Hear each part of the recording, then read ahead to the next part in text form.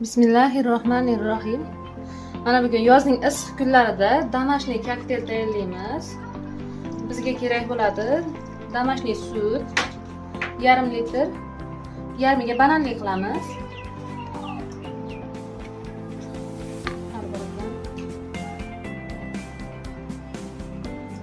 Qolganini bananliga olib qo'yamiz. Endi klubnikalarimizni ham sovuramiz.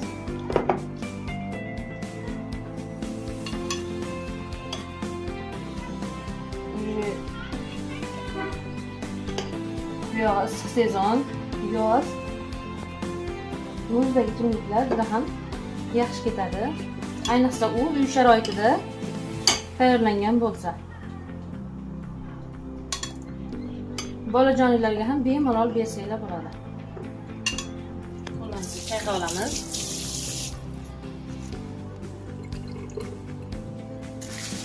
Ana endi shu o'zimizning kiloli oddiy marojniydan solamiz.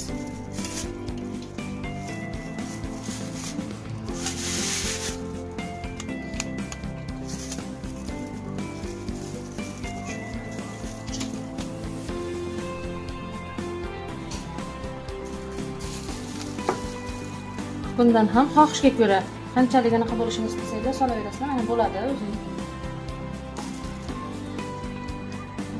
Qopqoqlarni yaxshilab suvlarni sepib, mahkam yopib olamiz, qatirilgan.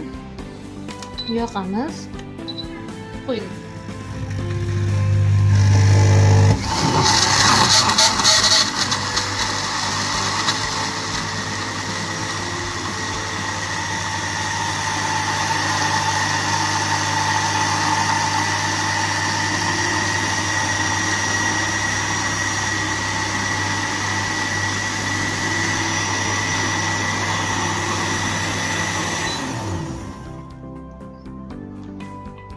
Şimdi tayyor bo'ladi o'zi.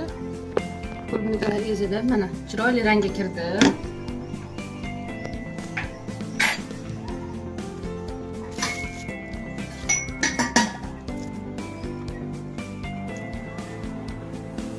Shunday chiroyli rangga kirdi. Endi buni kuyib ko'rsataman.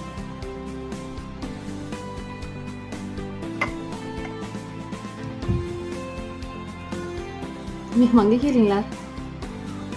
Zo'r, super.